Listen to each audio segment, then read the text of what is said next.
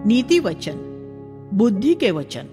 इसमें हम देखेंगे बुद्धि का आरंभ, मार्गदर्शन, ईश्वरीय जीवन जीने के लिए दिशा निर्देश। भजन संहिता और नीति वचन की पुस्तकें हमारे मसीही जीवन के दो पहलुओं का बयान करती है। भजन संहिता परमेश्वर में हमारे भरोसे और उसकी आराधना के विषय में बात करती है, और नीति वचन हमारे जीवन के दूसरे अर्ध भाग, इस जगत में हमारे प्रतिदिन के जीवन और दूसरे मनुष्यों के साथ हमारे संबंध के विषय में बताती है। ये दोनों हमेशा साथ साथ चलने चाहिए। हम ऐसे स्वर्गीय मनमिजाज वाले न बन जाए कि फिर पृथ्वी पर किसी काम के ही न रहे, और ऐसे सांसारिक मनमिजाज के न बन जाए कि फिर परमेश्वर के किसी काम के न रहे। ये जरूरी है कि परमेश्वर के साथ हमारा भक्तिमय जीवन, उसके साथ हमारी चाल ढाल और हमारी स्तुति, आराधना, प्रार्थना और विश्वास का जीवन हमें एक ऐसे व्यावहारिक जीवन में ले जाए जो इस पृथ्वी पर मसीह के चरित्र और स्वभाव को प्रकट करे। नीति वचन की पुस्तक प्राथमिक रूप से इन्हीं बातों के बारे में है। इसमें युवाओं के लिए, हमारे व्यावसायिक जीवन के लिए और हमारी घरेलू परिस्थितियों के लिए निर्देश दिए गए हैं।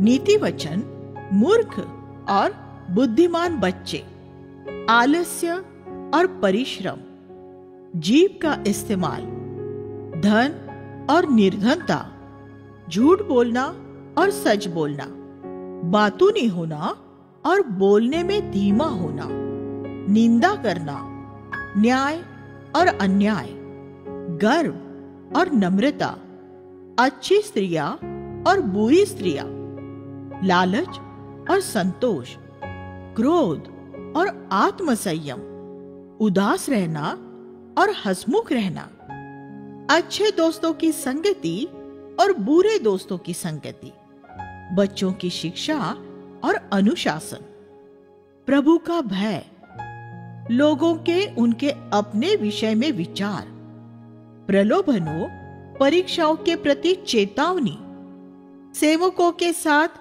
कैसे व्यवहार करें, रिश्वत, डांट फटकार, सुधार, दोस्ती, भोग विलासिता, शराब का मतवालापन, चापलूसी, बेईमानी से कमाया गया धन, प्रतिशोध आदि।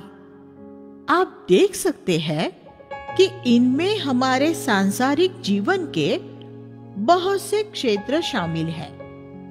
इसलिए ये अच्छा है कि सभी जवान लोग इस पुस्तक का गंभीरता से अध्ययन करें। बुद्धि का आरंभ, पहले 9 अध्याय मुख्यतः जवान लोगों को लक्षित करते हैं, जिनसे बुद्धि और शिक्षा प्राप्त हो और समझ की बातों की पहचान हो। पहला अध्याय 2 वचन। इन तीनों शब्दों का नीति वचन की पुस्तक में विशिष्ट अर्थ है। बुद्धि ईश्वरीय स्वभाव है, शिक्षा वह व्यावहारिक ज्ञान है जो अनुशासन द्वारा प्राप्त होता है, समझ परमेश्वर का ज्ञान और उसके मार्गों को जानना है। लेखक सबसे पहली बात यही कहता है, परमेश्वर का भय मानना बुद्धि का आरंभ है। 1:7। हमें परमेश्वर के 2 तरह के भय हो सकते हैं।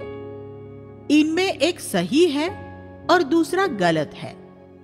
गलत तरह का भय ये है कि परमेश्वर हमें पीड़ा दे सकता है।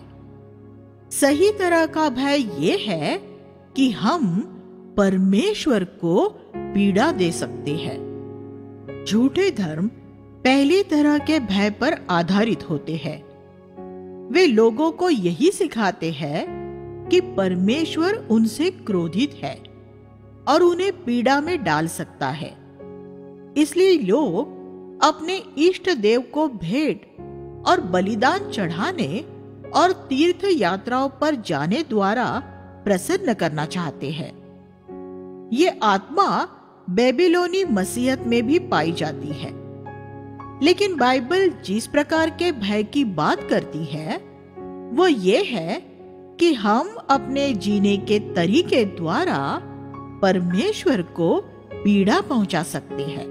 हमारे कुछ करने, बोलने या सोचने से पवित्र आत्मा शोकित हो सकती है। ऐसा भय असल में परमेश्वर के लिए श्रद्धा है। सच्ची बुद्धिमानी परमेश्वर के लिए श्रद्धा रखने में है। बहुत से लोग परमेश्वर और आत्मिक बातों के विषय में हास्यास्पद बातें करते हैं। हास्य परमेश्वर का एक दान है, लेकिन हमें परमेश्वर और अलौकिक बातों को कभी किसी चुटकुले का विषय नहीं बनाना चाहिए। हमें नर्क को कभी चुटकुले का विषय नहीं बनाना चाहिए, क्योंकि नर्क एक भयंकर वास्तविकता है। एक व्यक्ति जो परमेश्वर पर श्रद्धा रखता है वह कभी नर्क के विषय में कोई हास्यास्पद बात नहीं करेगा। बिल्कुल वैसे ही जैसे वह एड्स से मरते हुए किसी व्यक्ति के विषय में कोई हास्यास्पद बात नहीं करेगा। आज जगत में परमेश्वर के लिए श्रद्धा का बहुत अभाव है। अगर हम आत्मिक होना चाहते हैं तो इसकी शुरुआत हमें परमेश्वर के लिए श्रद्धा से करनी होगी। नीति वचन की पुस्तक जिस ज्ञान की बात करती है वो परमेश्वर का ज्ञान है, बाइबल का शैक्षणिक ज्ञान नहीं। बाइबल को जानने और परमेश्वर को जानने में बहुत बड़ा फर्क है। बुद्धि परमेश्वर के लिए श्रद्धा होने और परमेश्वर को जानने से मिलती है। हम उसे जितना ज्यादा जानते हैं, हम में उसके लिए उतनी ज्यादा श्रद्धा बढ़ती जाती है, और हम में उसके लिए जितनी श्रद्धा होगी, हम उसे उतना ज्यादा जानने लगेंगे। नीति वचन का हर एक पद मूल्यवान है। पुराने नियम में ये व्यावहारिक परामर्श की सबसे अच्छी पुस्तक है। ये पुरानी वाचा में एक नई वाचा जैसी पुस्तक है, लेकिन हम यहाँ इसके हर एक पद का अध्ययन नहीं करेंगे। हम सिर्फ कुछ बहुत महत्वपूर्ण पदों पर ही ध्यान देंगे। वह आगे लिखते हुए जवान लोगों को उनकी संगति के विषय में चेतावनी देता है। अगर पापी तुम्हें फुसलाए तो उनकी न सुनना। दूसरे लोगों को ये अनुमति न देना कि वे तुम्हें सांसारिक तौर तरीकों में घसीट ले जाए। पद 10। अगर जरूरी हो तो प्रभु के लिए अकेले खड़े रहे। जवान लोगों को जो एक जरूरी बात सीखनी है वो ये बोलना है, नहीं, मैं तुम्हारे साथ नहीं आ सकता। इससे आपके बहुत से दोस्त नाराज हो सकते हैं, लेकिन आगे जाकर आपको पछताना नहीं पड़ेगा। ऐसे सभी जवानों के लिए परमेश्वर की यह प्रतिज्ञा है, मैं अपना आत्मा तुम पर उंडेलूंगा और तुम पर अपने वचन प्रकट करूंगा। 1:23। जब हमने उत्पत्ति 1 का अध्ययन किया था, तब हमने पृथ्वी की नवरचना में पवित्र आत्मा और परमेश्वर के वचन का सामूहिक काम देखा था। यहाँ हम उसी सामूहिक काम को हम में बुद्धि की रचना करता हुए पाते हैं। अगर हम परमेश्वर के वचन को शैक्षणिक तरीके से पढ़ेंगे तो हमें उसमें से बुद्धि नहीं मिलेगी।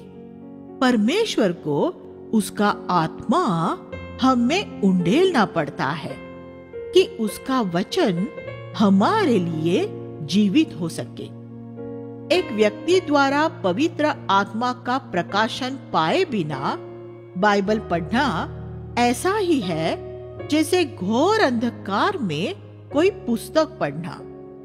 वो कुछ न पढ़ पाएगा, लेकिन जैसे ही बत्ती जलाई जाएगी वह देख सकेगा।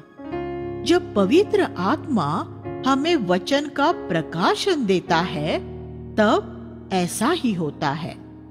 परमेश्वर कहता है, मैं अपना वचन तुझ पर प्रकट करूंगा, जो उसके वचन का प्रकाशन देने के विषय में है। हम इस तरह बुद्धि पाते हैं। फिर वह आगे कहता है कि अगर तुम बुद्धि के आमंत्रण को अस्वीकार करोगे तो एक दिन तुम संकट में पड़ोगे और तुम्हारे पुकारने पर भी कोई तुम्हारी सहायता के लिए नहीं आएगा। पहला अध्याय 24 से 33। अगर आपने अपने आरंभ के दिनों में बुद्धि को अनदेखा किया है तो जीवन के अंत में उसे पाना मुश्किल होगा। इसलिए फिर अध्याय 2, 4 और 5 में वह कहता है, अगर तू उसे चांदी के समान ढूंढे और गुप्त धन के समान उसकी खोज में लगा रहे तो तू परमेश्वर के भय को पहचान सकेगा और तुझे परमेश्वर का ज्ञान प्राप्त होगा। नीति वचन में यही दो मुख्य विषय है जिन्हें बार बार दोहराया गया है। परमेश्वर के लिए श्रद्धा और परमेश्वर को व्यक्तिगत रूप में जानना। जो बुद्धि हमें प्रभु देता है वह हमें बुराई के मार्ग से, कुटिल बातें करने वाले मनुष्य से और चरित्रहीन स्त्री से छुटकारा दिलाती है। पद 12 और 16। जवान लोगों को ऐसे दुष्ट मनुष्यों से बचने की जरूरत होती है जो उन्हें बुराई के रास्तों में ले जाते हैं और ऐसी स्त्रियों से जो उन्हें लुभाती है। मार्गदर्शन अध्याय 3, 5 और 6। तू संपूर्ण हृदय से परमेश्वर पर भरोसा रखना और अपनी सोच समझ का सहारा न लेना। उसी का स्मरण करके अपने सभी काम करना, तब वह तेरे लिए सीधा मार्ग निकालेगा। ये मार्गदर्शन की प्रतिज्ञा है। अगर हम उसकी शर्त पूरी करेंगे तो वह हमारे लिए सीधा मार्ग निकालेगा। लेकिन उसकी शर्तें क्या हैं? सबसे पहले अपने पूरे हृदय से परमेश्वर पर भरोसा रखना और अपनी सोच समझ का सहारा न लेना। यह ये नहीं लिखा है कि हमें अपनी सोच समझ से कोई काम ही नहीं लेना है, बल्कि ये कि उस पर निर्भर नहीं होना है। परमेश्वर ने हमारे सोचने और समझने की क्षमताओं की रचना की है, लेकिन परमेश्वर ने जैसे हव्वा को आदम के अधीन रखा था, वैसे ही हमारी सोच समझ को पवित्र आत्मा के अधीन रहना है। एक पत्नी घर में ही सबसे ज्यादा उपयोगी होती है, लेकिन अगर वह घर की मुखिया बन जाए तो सब गड़बड़ होगी। जैसे अदन में हव्वा ने अगुवाई उसके हाथ में लेने और पाप करने द्वारा हुई। हमें अपनी सोच और समझ को परमेश्वर की इच्छा जानने के लिए इस्तेमाल करना है, क्योंकि ये बहुत सक्षम पत्नी है। समझ के बिना हम परमेश्वर के वचन का अध्ययन नहीं कर सकते और इस संसार में भी नहीं रह सकते। लेकिन हमें पवित्र आत्मा पर निर्भर रहना होगा कि वह हमारी समझ को प्रकाशित करे। विश्वास समझ का विरोधी नहीं है, लेकिन वह समझ से आगे है। वैसे ही जैसे गुणा करना जमा करने के विरोध में नहीं है, लेकिन उससे आगे है। दूसरी बात, अपने सब कामों में परमेश्वर का अंगीकार करें। इसका अर्थ परमेश्वर द्वारा आप पर प्रकट की गई हर एक बात का पालन करना है। अपने जीवन के हर एक क्षेत्र में परमेश्वर को पहला स्थान दे, तब प्रभु अपनी सिद्ध इच्छा में आपकी अगुवाई करेगा। मेरी प्रार्थना है कि जब आप अपने जीवन में पीछे मुड़कर देखें तो आपको भी ऐसा ही आनंद प्राप्त हो। एक विश्वासी के रूप में प्रभु ने पिछले 56 सालों से मेरी एक एक कदम में अगुवाई की है। बहुत बार मुझे ये मालूम नहीं होता था कि अगला कदम क्या होगा, लेकिन प्रभु ने मेरे मार्गों में मेरा मार्गदर्शन किया है। अपनी सारी संपत्ति के द्वारा प्रभु का आदर करना।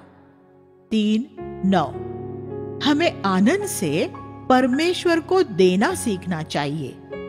हमारा समय, हमारी ऊर्जा, हमारा धन, हमारे संसाधन, हमारी प्रतिभाएं, हमारे बच्चे और हमारी संपत्ति के हर एक क्षेत्र में से परमेश्वर की ताड़ना का तिरस्कार न करना।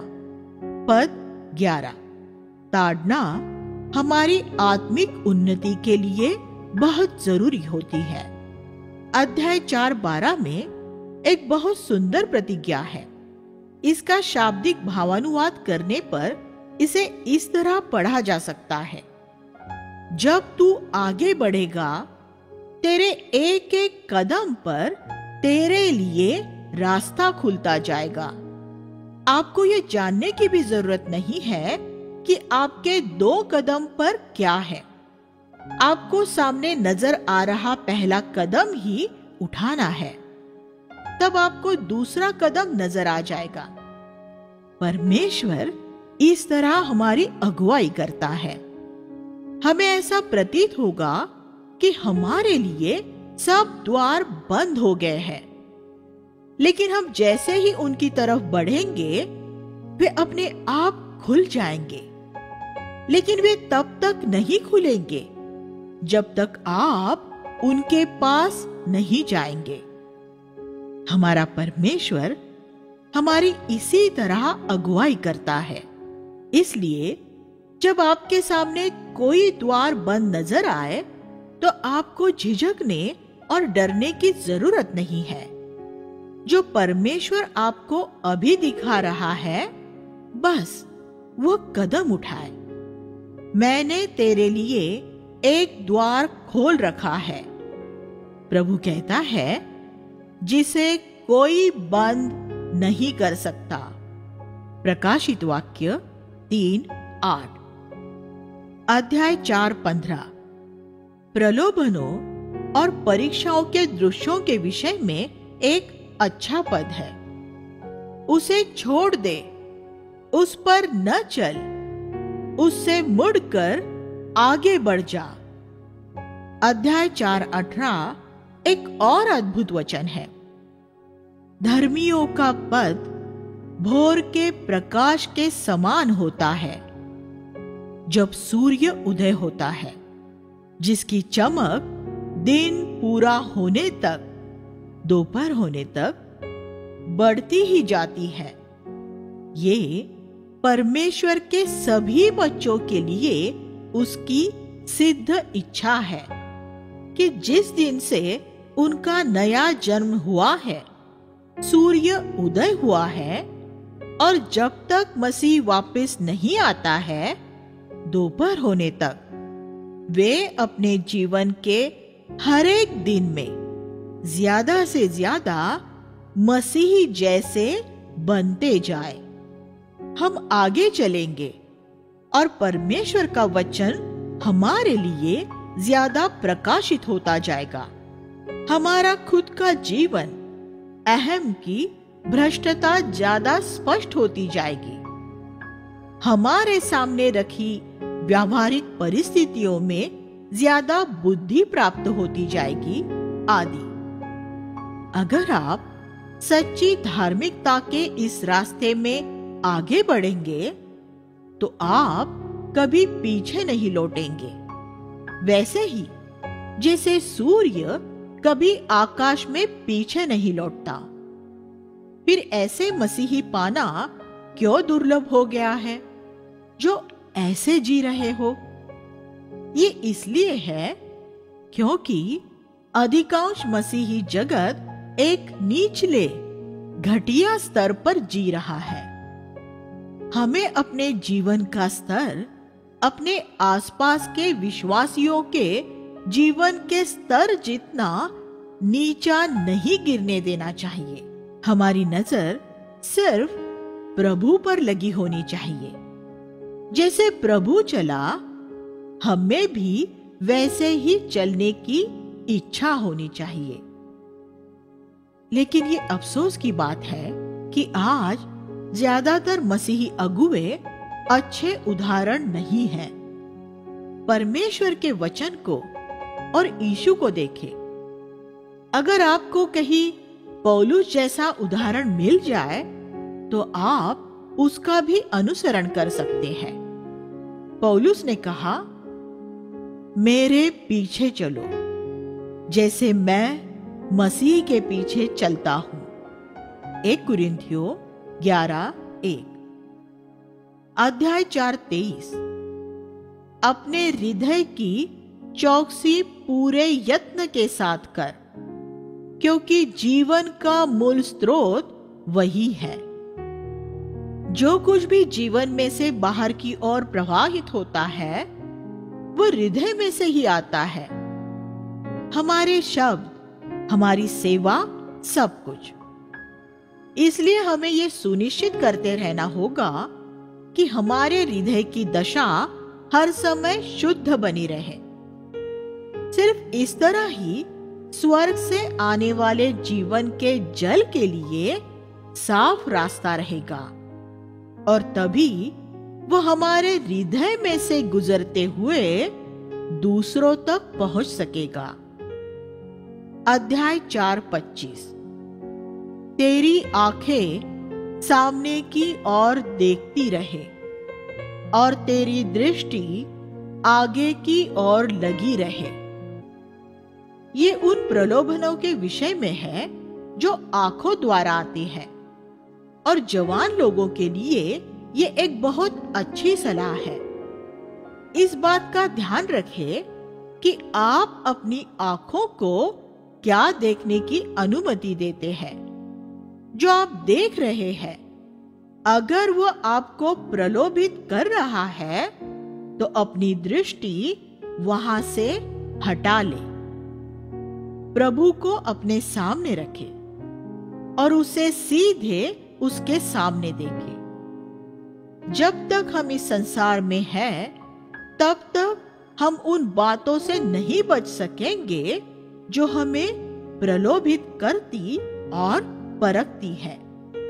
लेकिन हम उन पर दूसरी नजर डालने से बच सकते हैं।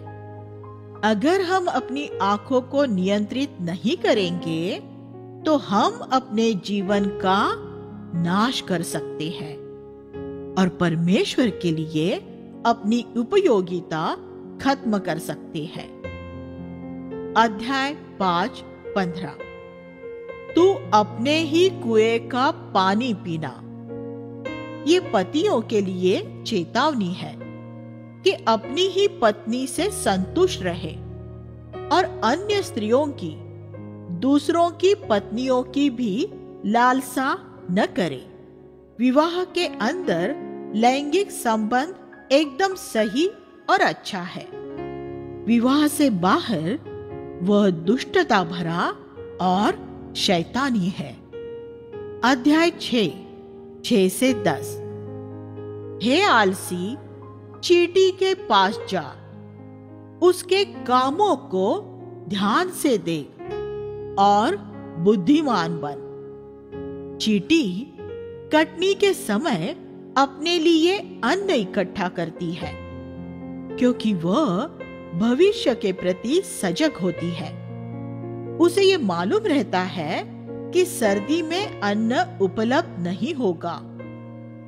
उस चींटी का मस्तिष्क कितना छोटा होता है, फिर भी उसके उस छोटे से दिमाग में इतनी समझ होती है कि वह अपने भविष्य के लिए खाना जमा कर लेती है।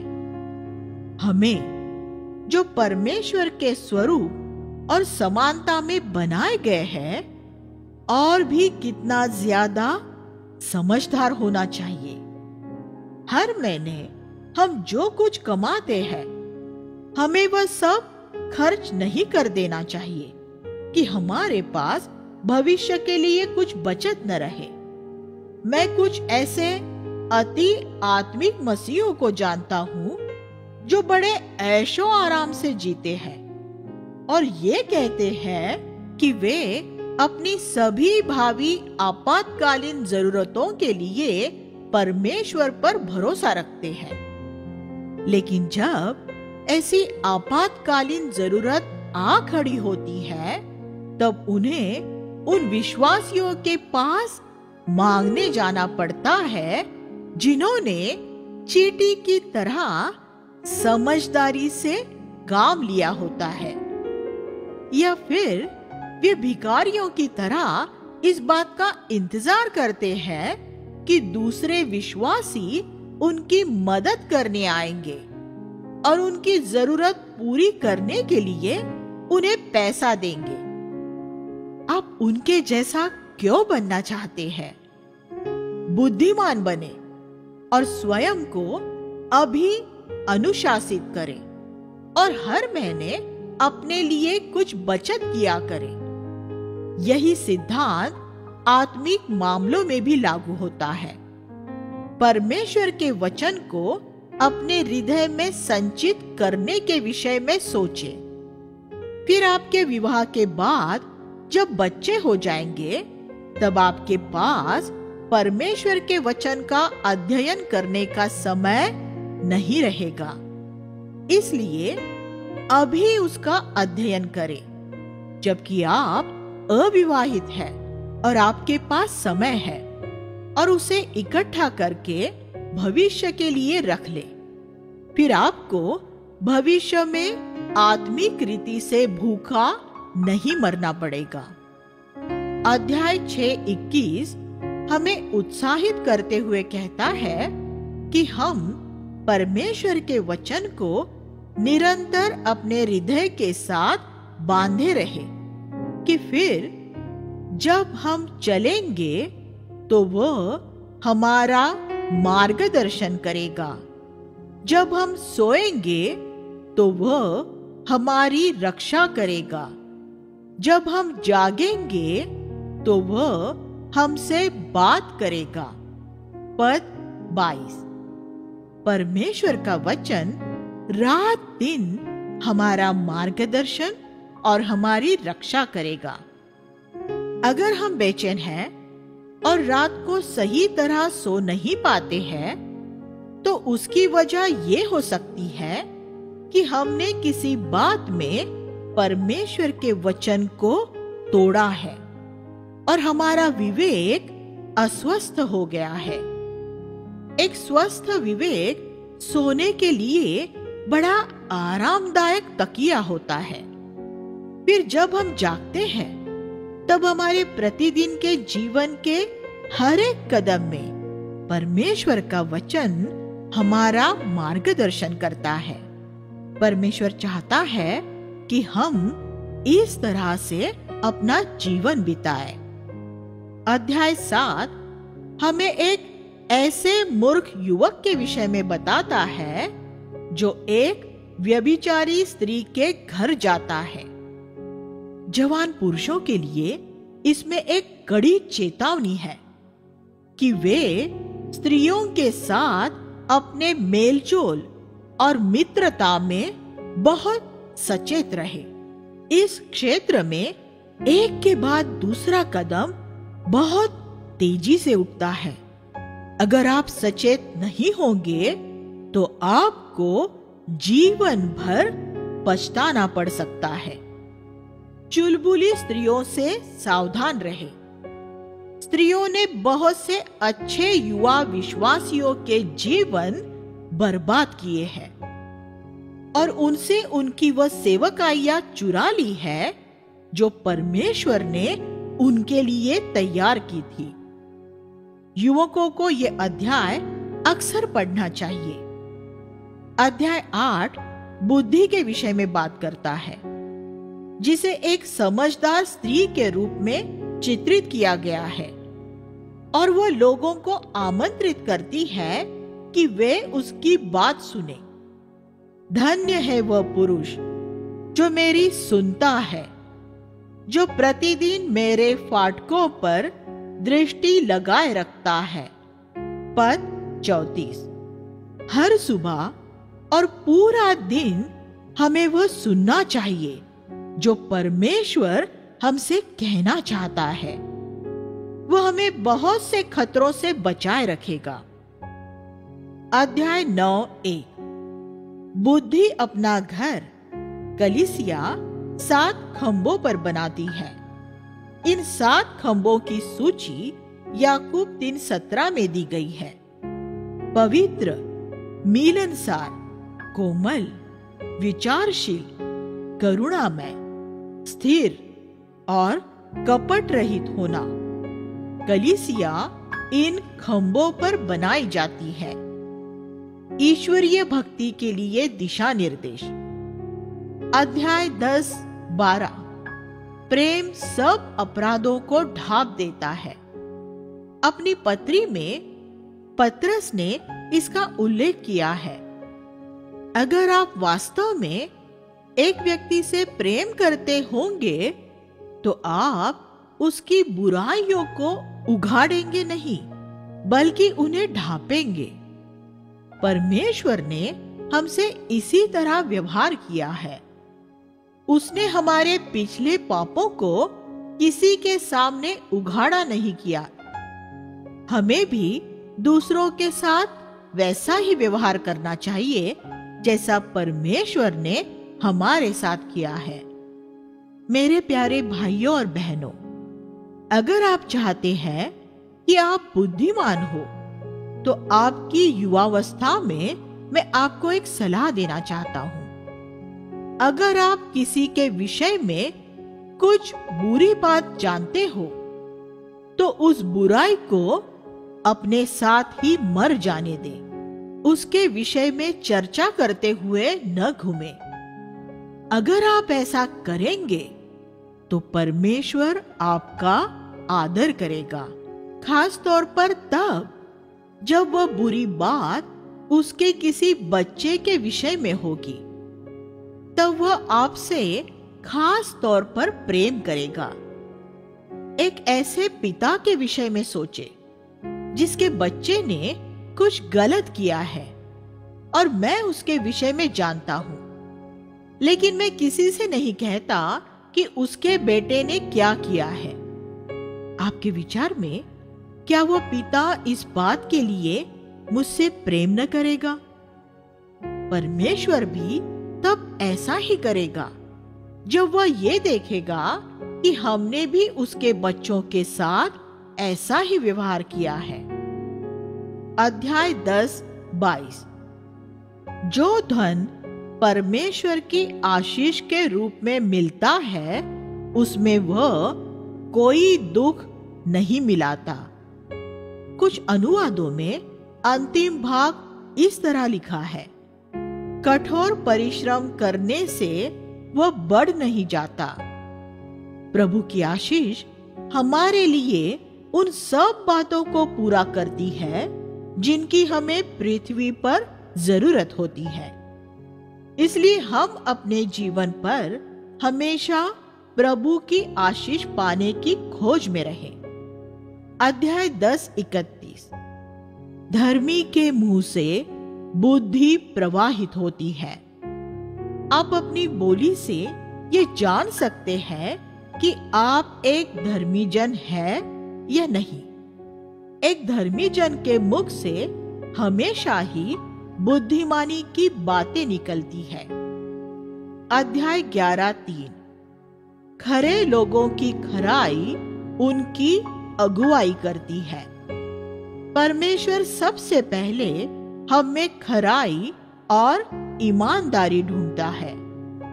अगर हम ईमानदार होंगे तो हम पाएंगे कि हम परमेश्वर की सिद्ध इच्छा में पहुंचाए जा रहे हैं। अध्याय 11:24। कोई तो उदारता से बिखेरता है, फिर भी उन्नति करता जाता है। मसीही जीवन के अनेक विरोधाभासों में से ये एक है कि जो देता है वही ज्यादा पाता है, क्योंकि परमेश्वर उसे आशीषित करता है, और जो कंजूस है वह और गरीब हो जाता है। एक कंजूस व्यक्ति मन फिराने के बाद उदार बन जाता है। यीशु ने अपने शिष्यों से कहा, तुमने सेंत मेद पाया है, इसलिए सेंत मेद दे दो। मत्ती 10:8।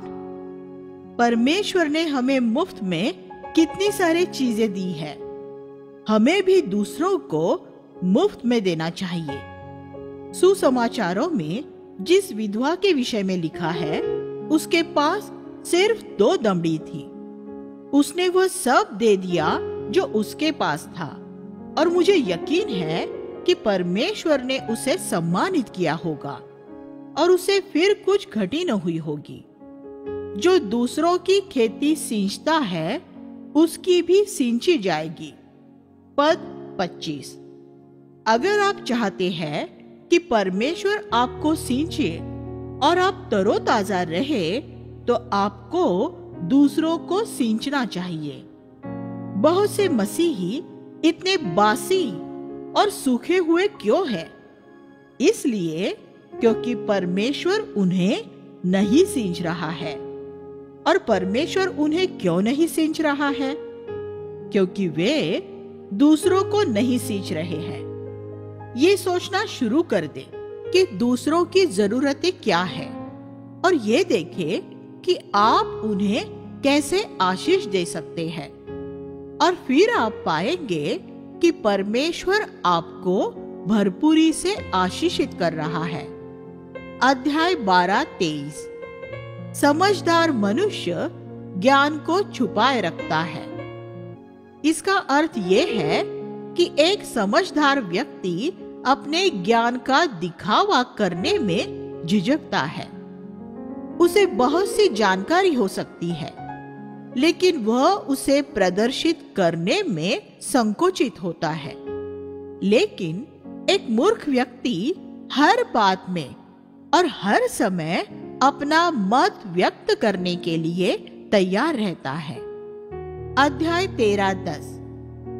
अहंकार से केवल झगड़ा ही उत्पन्न होता है। सारे झगड़े अहंकार की वजह से ही होते हैं। अध्याय 14:12।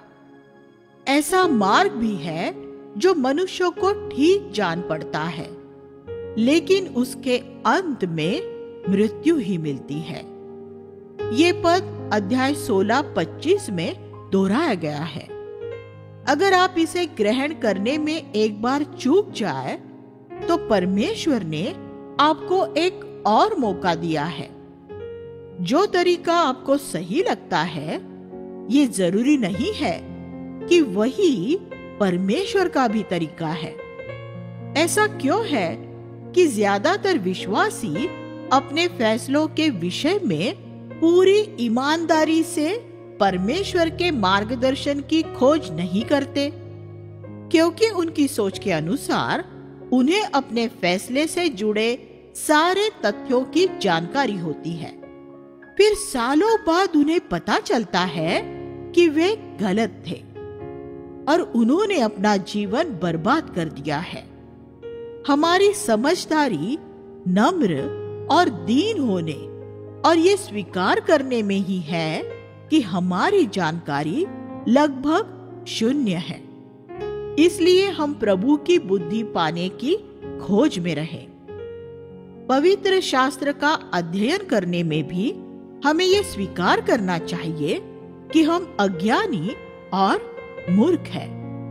और अगर हमें पवित्र आत्मा का प्रकाशन न मिले तो हम अपनी समझ में उसके विषय में पूरे गलत हो सकते हैं। परमेश्वर कहता है, मेरे मार्ग तुम्हारे मार्ग नहीं है। यशायाह 55:8। अध्याय 15-13। मन के आनंदित होने से चेहरा प्रफुल्लित हो जाता है। मन का आनंद ही हमारे चेहरे पर आकर चमकता है। प्रफुल्लित हृदय सदा उत्सव मनाता है। पद 15। नीति वचन में हमारे जीवन में आनंद के होने पर बहुत जोर दिया गया है। प्रसन्न हृदय अच्छी औषधि है। 17-22। तो आनंद भी हमें स्वस्थ कर सकता है। परमेश्वर का राज्य सिर्फ धार्मिकता नहीं है, बल्कि पवित्र आत्मा में धार्मिकता के साथ आनंद है। पुरानी वाचा में उनके पास आनंद रहित धार्मिकता थी। नई वाचा में हमारे पास आनंद सहित धार्मिकता है। यीशु के पीछे चलते हुए हमारी चाल में एक उछाल है, दिल में एक गाना है और चेहरों पर एक चमक है। अध्याय 16-18। विनाश से पहले घमंड होता है और ठोकर खाने से पहले एक गर्व भरी आत्मा होती है। किसी भी व्यक्ति के पाप में गिरने का कारण उसका गर्व से भरा होना होता है। हम जब भी कुछ मूर्खतापूर्ण काम करते हैं तो हम यकीन से कह सकते हैं कि उसकी वजह हमारा गर्व था। प्रभु हमें गिरने से बचाता है। यहूदा 24। ये वो कैसे करता है? हमें जमीनी स्तर तक नम्र और दीन करने के द्वारा। अगर हम बैठे या खड़े हो तो हम गिर सकते हैं, लेकिन जब हम मुंह के बल जमीन पर गिरे होते हैं तब हम नहीं गिर सकते। इसलिए अगर हम गिरना नहीं चाहते तो हमें अपने मुंह हर समय धूल में ही रखने चाहिए। परमेश्वर हमें चाहे कितना भी आशीषित करे या इस्तेमाल करे, हम परमेश्वर के सामने अपने छोटेपन को याद रखें। इस तरह हम परमेश्वर के आराधक बन जाएंगे, हम कभी नहीं गिरेंगे। अध्याय 17-9। जो अपराध को ढांपता है वह प्रेम का खोजी है। क्या किसी ने आपके साथ कुछ गलत किया है? क्या किसी ने आपको चोट पहुंचाई है या आपका अपमान किया है? उसे क्षमा करे और उस बात को अनदेखा कर दे। एक ईश्वरीय व्यक्ति प्रेम के ऐसे मार्ग में चलता है। अध्याय 17-28। मूर्ख भी जब वह चुप रहता है तो बुद्धिमान समझा जाता है। अगर आप मूर्ख हैं और ये चाहते हैं कि लोग आपको बुद्धिमान समझे तो आपको क्या करना होगा? अपना मुंह बंद रखना होगा। तब लोग ये सोच लेंगे ये मनुष्य बड़ी गहरी समझ वाला है, इसलिए वो खामोश है। अगर वहां आपने अपना मुंह खोला होता तो सबने फौरन ही ये जान लिया होता कि आप एक मूर्ख हैं। इसलिए बोलने में धीमे और सुनने में तत्पर हो, खास तौर पर तब जब आप जवान और नासमझ होते हैं। जब हम अपने मुंह पर लगाम लगाए रखते हैं तब हमारे लिए बड़ी आशीषें होती है। अध्याय 18-12 सम्मान से पहले नम्रता पाई जाती है। क्या परमेश्वर से सम्मान पाना चाहते हैं तो नम्र और दीन हो जाइए। अध्याय 18-16 भेंट की वस्तु मनुष्य के लिए अवसर प्रदान करती है और उसे महापुरुषों के सामने पहुंचाती है। परमेश्वर हमें जो भेंट वरदान देता है उसके द्वारा वह हमारे लिए कलीसिया में सेवा करने के अवसर प्रदान करता है। आज ऐसे अनेक लोगों को देखकर बहुत दुख होता है जिनके पास परमेश्वर की कोई भेंट वरदान नहीं है, फिर भी वे कलीसिया में पद और प्रतिष्ठा पाना चाहते हैं और वो पाने के लिए लड़ते हैं। हमें इस बात के लिए प्रोत्साहित किया गया है कि आत्मिक वरदानों की खोज में रहो, खासकर ये कि तुम नबूवत करो। 1 कुरिन्थियों 14:1 नबूवत करने का अर्थ है कि आप परमेश्वर के वचन को ऐसे बोलते हैं कि वह चुनौती देता है, दोषी ठहराता है, शांति देता है, उत्साहित करता है और उन्नत करता है। 1 कुरिन्थियों 14:3 परमेश्वर अपने दान वरदान उन्हें नहीं देता जो उनका मूल्य नहीं जानते।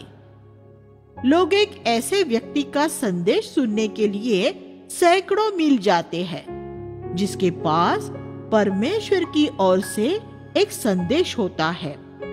यूहन्ना बपतिस्मा देने वाला जंगल में था, फिर भी लोग पूरे यहूदिया में से निकलकर उसके पास आने लगे थे क्योंकि उसके पास स्वर्गीय संदेश था। अध्याय 18-19 रूठे हुए भाई को मनाना दृढ़ नगर पर जय पाने से ज्यादा कठिन है।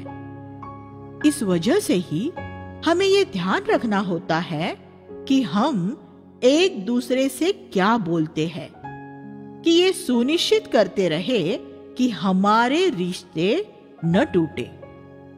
अध्याय 18-21 जीवन और मृत्यु जीभ के वश में होते हैं। पेंतेकुस्त के दिन शिष्यों के ऊपर आग की जीभें ये दर्शाने के लिए उतरी थी कि परमेश्वर उनकी जीभों में पवित्र आत्मा की आग भरना चाहता है। याकूब 3:6 कहता है कि जीभ में नरक की आग भी भर सकती है। हमारी शारीरिक सोच समझ के पूरी तरह भ्रष्ट होने की वजह से हमारी जीभ मृत्यु फैलाने से सिर्फ तभी बच सकती है जब वह पवित्र आत्मा के वश में हो। अध्याय 19-17 जो निर्धन पर दया दिखाता है वह प्रभु को उधार देता है और परमेश्वर उसके इस भले काम का उसे प्रतिफल देगा।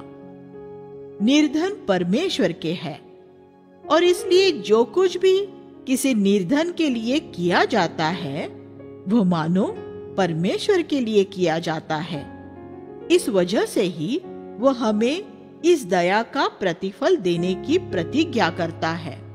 अध्याय 19-18 जब तक आशा है अपने पुत्र की ताड़ना कर और उसे मृत्यु से बचा ले। अगर हम अपने बच्चों को नरक में जाने से बचाना चाहते हैं तो उन्हें अनुशासित करने के विषय में नीति वचन में बहुत से पद है। अध्याय 20-14 खरीदार कहता है अच्छा नहीं है, अच्छा नहीं है, लेकिन जाने के बाद अपनी सौदेबाजी की बड़ाई करता है। भारत में बहुत से लोग दुकानदार से कुछ सस्ते में खरीदने के लिए ये तरीका अपनाते हैं। मैंने विश्वासियों को गरीब सब्जी बेचने वालों के साथ भी 1 रुपया कम कराने के लिए बहस करते हुए देखा है। क्या ये मसीही समान व्यवहार है? वो गरीब व्यक्ति अपने परिवार को पालने के लिए संघर्ष कर रहा है। परमेश्वर ने तो आपको उससे बहुत ज्यादा दिया है। हमें उदार होना चाहिए। अपने आसपास के लोगों, खास तौर पर निर्धनों के साथ भला करें। अध्याय 21:2 हर एक मनुष्य की दृष्टि में उसका अपना चाल चलन सही होता है, लेकिन परमेश्वर हृदयों को तौलता है। परमेश्वर किसी काम से ज्यादा उससे जुड़े उद्देश्य पर ध्यान देता है। हम ये बात हमेशा याद रखें। अध्याय 21:13 जो कंगाल की पुकार सुनकर अपने कान बंद कर लेता है, जब स्वयं पुकारेगा तब उसकी भी नहीं सुनी जाएगी। परमेश्वर हमारे साथ वही व्यवहार करता है जो हम दूसरों के साथ करते हैं, विशेषकर गरीबों के मामले में। यही वजह है कि परमेश्वर बहुत से विश्वासियों की प्रार्थना का जवाब नहीं देता। अध्याय 21-19 मरुस्थल में रहना झगड़ालू और चिड़चिड़ी स्त्री के साथ रहने से अच्छा है। यह हम देख सकते हैं कि परमेश्वर एक झगड़ालू स्त्री के विषय में क्या सोचता है। अध्याय 22:4 नम्रता और परमेश्वर का भय मानने का प्रतिफल धन, सम्मान और जीवन है।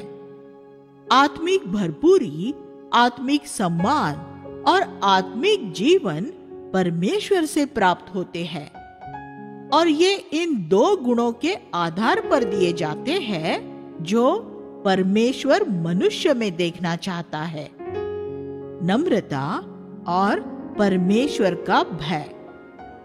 जब कलीसिया में किसी को अगुवाई की कोई जिम्मेदारी देनी हो तो हमें इन 2 मुख्य गुणों पर ही ध्यान देना चाहिए। अध्याय 22:6 और 15 बच्चे को उसी मार्ग की शिक्षा दे जिस पर उसे चलना है, और वह बुढ़ापे में भी उस पर से नहीं हटेगा। बच्चों के हृदय में मूर्खता की गांठ लगी रहती है, अनुशासन की छड़ी उसे खोलकर दूर कर देती है। बच्चे के हृदय में पाई जाने वाली मूर्खता दूर करने के लिए आपको बच्चे के पैदा होने के बाद ही अनुशासन लागू करना पड़ेगा। ये बात साफ है कि एक बच्चे के अंतरंग और उसके हृदय के बीच एक गहरा संबंध है। अगर एक बच्चे को समझदारी के साथ प्रेम में अनुशासित किया जाएगा, तो जब वह बड़ा हो जाएगा और घर छोड़कर एक दुष्टता भरे संसार का सामना करने जाएगा, तब भी वह प्रभु के पीछे चलता रहेगा। अध्याय 22-29 क्या तू किसी व्यक्ति को देखता है जो अपने काम में निपुण है? वह तो राजाओं के सम्मुख खड़ा होगा। ये पद परमेश्वर के वचन के एक अनुशासन भरे अध्ययन और प्रभु की सेवा में किए जाने वाले परिश्रम पर लागू करने के लिए अच्छा है। परमेश्वर ऐसे व्यक्ति के लिए उसके बच्चों की, जो पृथ्वी के असली राजा है, सेवा करने के लिए अनेक मार्ग खोल देगा। अध्याय 23-22 अपने पिता की, जिसने तुझे उत्पन्न किया है, सुनना, और अपनी माँ के बूढ़ी हो जाने पर भी उसे तुच्छ न जानना। ये दुर्भाग्यपूर्ण है कि आज बहुत से बच्चे अपने बूढ़े माता पिता का आदर नहीं करते। ये सिर्फ एक दुखद ही नहीं बल्कि दुष्टता से भरी बात है। जो अपने माता पिता का आदर करते हैं, परमेश्वर उन पर खास ध्यान देता है और उन्हें खास तरह से आशीषित करता है। अध्याय 23-31। शराब जब लाल दिखाई देती है, जब वह प्याले में लुभावनी लगती है, तब उसे न देखना। ये सभी प्रकार के किण्वित दाखरस ज्यादा नशे वाले दाखमधु से दूर रहने के लिए एक उपदेश है। वह दाखरस जो यीशु ने काना में बनाया और जो वह स्वयं पीता था, ऐसा घरेलू दाखरस होगा जिसमें ज्यादा नशा नहीं होगी, क्योंकि हम जानते हैं कि यीशु ने परमेश्वर के वचन का पूरा पालन किया था, इसलिए उसने इस वचन का भी पालन किया होगा। अध्याय 24:11 और 12। जो लोग मार डाले जाने के लिए घसीटे जा रहे हैं, उन्हें छुड़ा। अगर तू कहे, देख हम तो ये जानते न थे, तब क्या वह जो मनों को तोलता है ध्यान न देगा? इस पद को आज सुसमाचार प्रचार के लिए एक चुनौती के रूप में लिया जा सकता है। हमारे आसपास के जगत को सुसमाचार सुनने की जरूरत है और हमें वह उसे देने की जरूरत है। अध्याय 24-17। जब तेरा शत्रु गिरे तो आनंदित न होना। पुराने नियम में भी उनसे ये कहा गया था कि वे अपने शत्रुओं के मरने पर खुशी न मनाए। अध्याय 24-27। अपना बाहर का कामकाज पहले ठीक कर लेना और खेत का काम संभाल लेना, उसके बाद अपना घर बनाना। ये उन सभी जवान लोगों के लिए एक अच्छी सलाह है जो अपने विवाह के विषय में सोच रहे हैं। पहले अपने लिए एक काम धंधा ढूंढे, फिर विवाह करें। पहले इतनी कमाई करना शुरू करें कि आप अपने परिवार की देखभाल कर सके और उसके बाद ही घर परिवार बनाने के लिए एक पत्नी ढूंढे। अध्याय 24:30-34। यहाँ हम एक ऐसे आलसी व्यक्ति के विषय में पढ़ते हैं जिसने अपने खेत की कोई देखभाल नहीं की और उसमें कंटीली झाड़ियां उगाई थी। जब दूसरे लोग काम कर रहे थे, तब वो सो रहा था।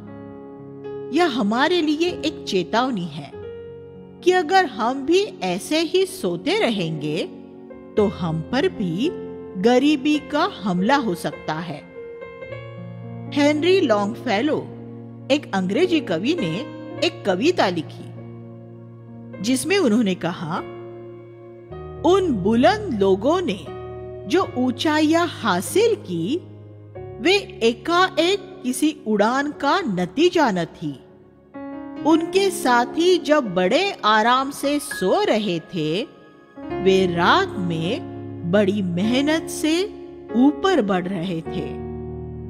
परमेश्वर ने आदम से कहा कि तुझे अपने माथे का पसीना बहाकर अपनी रोटी खानी होगी। परमेश्वर मेहनत का फल देता है। ऐसा व्यक्ति जो वचन का अध्ययन करता है और बड़े यत्न से उसका पालन करता है, उसका जीवन ऐसे विश्वासी की तुलना में बड़ा फलवंत होगा जो आलसी है। एक मेहनत करने वाले मनुष्य की खेती भरपूर होगी और उसकी सेवकाई बड़ी आशीषित होगी। लेकिन एक आलसी मनुष्य को इस पृथ्वी पर भी और अनंत में भी बड़ा पछताना पड़ेगा। अध्याय 25-14। जैसे बिना वर्षा के बादल और हवा, वैसे ही झूठे दान वरदानों पर घमंड करने वाला मनुष्य होता है। आज ऐसे बहुत से प्रचारक हैं जो ये दावा करते हैं कि उनके पास चंगाई का वरदान है और अन्य अलौकिक दान वरदान है, और इस तरह वे भोले भाले विश्वासियों को मूर्ख बनाते हैं। इस बात की तुलना यहाँ ऐसे किसान से की गई है जो आकाश में बादल देखता है और ये आशा करता है कि उसके खेत में बारिश होगी, लेकिन कुछ नहीं होता। जो आपके पास नहीं है, ऐसे किसी दान वरदान के होने का कभी दावा न करें। अगर आपके पास कोई वरदान है तो वह दूसरों को स्पष्ट नजर आएगा। अगर परमेश्वर ने आपको सुसमाचार प्रचार का दान दिया है तो आप एक या दो को नहीं, बहुत से लोगों को प्रभु में ले आएंगे। अगर प्रभु ने आपको चंगाई का वरदान दिया है और आप लोगों के लिए प्रार्थना करेंगे तो एक या दो नहीं, बहुत से लोग चंगे हो जाएंगे। अगर बड़ी संख्या में लोग चंगे नहीं हो रहे हैं तो इससे यही साबित होता है कि आपके पास चंगाई का वरदान नहीं है। अध्याय 26:4 कहता है, मूर्ख को उसकी मूर्खता जैसा जवाब न दे। लेकिन फिर अगला ही पद ये कहता है, मूर्ख को उसकी मूर्खता के अनुसार ही जवाब दे। पद 5। उन दोनों में से कौन सा कथन सही है? इसका जवाब है दोनों ही सही है, क्योंकि ये दो प्रकार के मूर्खों की बात करते हैं। जब यीशु के शिष्य उससे सवाल पूछते थे तब उसने उनके सवालों का जवाब दिया था, लेकिन जब फरीसी उससे सवाल पूछते थे तब वह उन्हें स्पष्ट जवाब नहीं देता था, और हेरोद को उसने कोई जवाब ही नहीं दिया था। इसलिए जब लोग हमसे सवाल करते हैं तो हमें ये परखना चाहिए कि वह किस तरह का मूर्ख है। ये जानने के लिए हमें पवित्र आत्मा की परख की जरूरत है। अध्याय 26-27। जो गड्ढा खोदता है वह स्वयं उसमें गिरेगा, और लुढ़काया हुआ पत्थर लुढ़काने वाले पर आ पड़ेगा। ये एक चेतावनी है कि जो दूसरों का नुकसान करना चाहते हैं वे ये पाएंगे कि उनकी दुष्टता की योजनाएं उन्हीं का नुकसान करने के लिए वापस लौट आई है। हामान इसका एक उदाहरण है। अध्याय 27:1। कल के दिन के विषय में बड़ी बड़ी बातें न कर, क्योंकि तू नहीं जानता कि दिन भर में क्या हो जाएगा। याकूब हमें बताता है कि हमें यह समझना चाहिए कि हम यकीन के साथ ये नहीं कह सकते कि हम एक दिन और जिएंगे। याकूब 4:15। इस बात को हमेशा याद रखने से हम नम्र और दीन बने रहेंगे। अध्याय 27:2। तेरी प्रशंसा दूसरों से हो, तेरे मुंह से नहीं। मसीही जगत में आजकल अपने आप को आगे बढ़ाने, ऊंचा उठाने का बहुत काम हो रहा है, और ये मसीही की आत्मा के लिए एकदम अनजाना काम है। अध्याय 27-23। अपनी भेड़ बकरियों की दशा भली भांति जान और अपने झुंड की देखभाल कर। जो परमेश्वर के झुंड के चरवाहे हैं उनके लिए ये एक अच्छा शब्द है। एक अच्छा प्राचीन अपनी कलीसिया के सभी विश्वासियों की आत्मिक दशा को जानेगा। अध्याय 28-13। जो अपने अपराध छिपाता है वह सफल नहीं होगा, लेकिन जो उन्हें मानकर छोड़ देता है उस पर दया की जाएगी। ये बाइबल के सबसे स्पष्ट पदों में से एक ऐसा पद है जो ये सिखाता है कि सिर्फ यही काफी नहीं है कि हम परमेश्वर के सामने अपने पापों का अंगीकार करें, हमें फिर उन्हें छोड़ देना जरूरी है। अध्याय 29a, जो मनुष्य बार बार डांट खाने पर भी अपनी हट नहीं छोड़ता, वह अचानक ही नाश हो जाएगा और फिर कोई उपाय नहीं रहेगा। किसी को भी परमेश्वर की दया और भलाई का गलत फायदा उठाने की कोशिश नहीं करनी चाहिए, क्योंकि ऐसा व्यक्ति एक दिन अचानक ही खतरे की सीमा पार कर देगा। तब पवित्र आत्मा उसकी मध्यस्थी करना छोड़ देगा और फिर वह कभी बचाया नहीं जा सकेगा। अध्याय 29-18, ईश्वरीय प्रकाशन के अभाव में लोग अराजक हो जाते हैं। आज मसीही जगत की सबसे बड़ी जरूरत ऐसे पुरुष और स्त्रियां हैं जिनके पास एक दर्शन है। परमेश्वर हम में से हर एक को इस समय एक दर्शन देना चाहता है कि फिर हमारे द्वारा वह हमारे देश में उसके उद्देश्य पूरे कर सके। परमेश्वर से कहे कि वह आपको भारत के लिए एक बोझ दे। अध्याय 29-20, क्या तू ऐसे मनुष्य को देखता है जो बोलने में या कामों में उतावली करता है? उससे ज्यादा आशा तो एक मूर्ख से है। सुलेमान के नीति वचनों का ये अंतिम अध्याय है और हम अब उसके अंतिम 7 पदों में हैं। इन सभी 29 अध्यायों में सुलेमान ने विभिन्न मूर्खों के विषय में बताया है।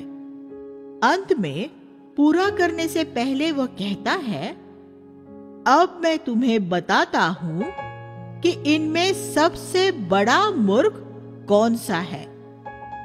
वह जो बोलने में और फैसला करने में उतावली करता है, उसे पहला इनाम दिया जाता है। उतावली, जल्दबाजी करने वाले इस मूर्ख से ज्यादा आशा इस पुस्तक के बाकी सभी मूर्खों के लिए है। अध्याय 30 आगुर नाम के एक व्यक्ति द्वारा लिखा गया है। पद 7 से 8 में वह कहता है, मैंने तुझसे 2 बातों की याचना की है। मेरे मरने से पहले इन्हें मुझे देने से मुंह न मोड़। 1, धोखा और झूठ दोनों को मुझसे दूर रख। 2, मुझे न तो निर्धन कर और न धनी बना।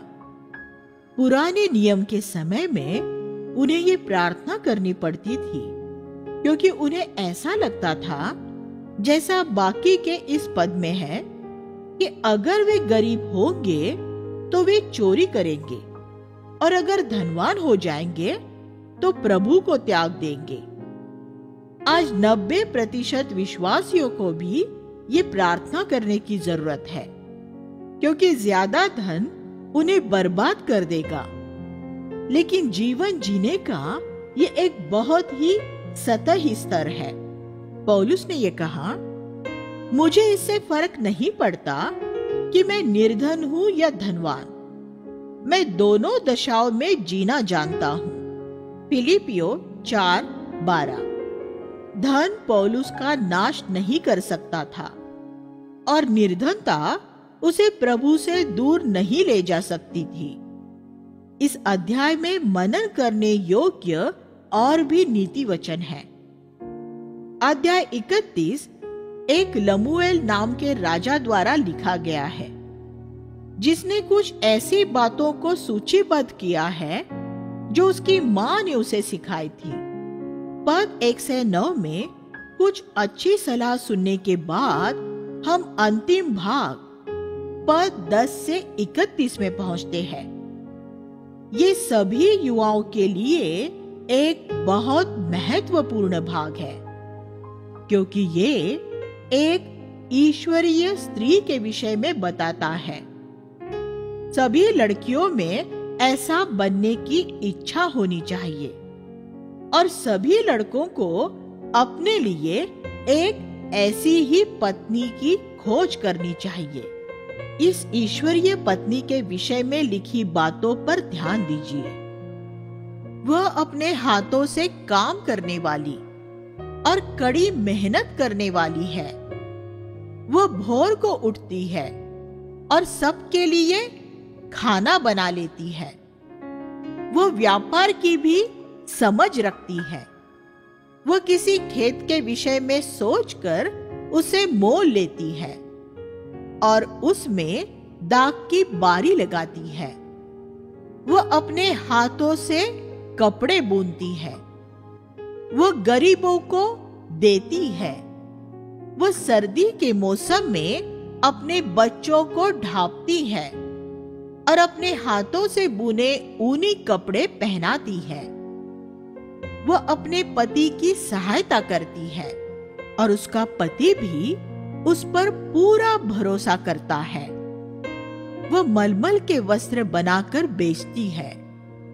वह मर्यादा वाली है और बुद्धिमानी से बात करती है।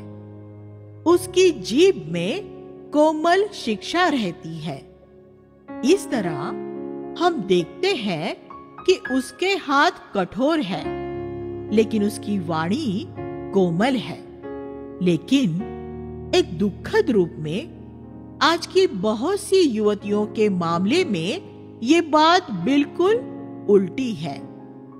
उनके हाथ कोमल है क्योंकि उन्होंने कभी कठोर परिश्रम नहीं किया है, लेकिन उनकी वाणी कठोर है क्योंकि वे गर्व से भरी और कर्कश है। आकर्षण तो झूठा और सुंदरता व्यर्थ है, लेकिन वह स्त्री जो परमेश्वर का भय मानती है उसी की प्रशंसा होगी। पद 30। उसका पति और उसके बच्चे उठ उठकर उसे धन्य कहते हैं कि वह जगत की सबसे अच्छी पत्नी और माता है। युवकों, आपको अपने लिए ऐसी ही पत्नी ढूंढनी चाहिए। युवतियों, आपको ऐसी ही स्त्री होना चाहिए। और सभी युवाओं, आप नियमित नीति वचन पढ़ें कि आप एक ऐसे ईश्वरीय और बुद्धिमान पुरुष और स्त्री बने जिन्हें परमेश्वर इस्तेमाल कर सके। आइए हम प्रार्थना करें। हे स्वर्गीय पिता, इस पृथ्वी पर हर दिन चलने के लिए हमें ज्ञान दीजिए। हमें ज्ञान का आत्मा दीजिए और जो बातें हमने सुनी है उसकी याद दिलाइए। दीनता से यीशु के नाम में मांगते हैं, आमीन।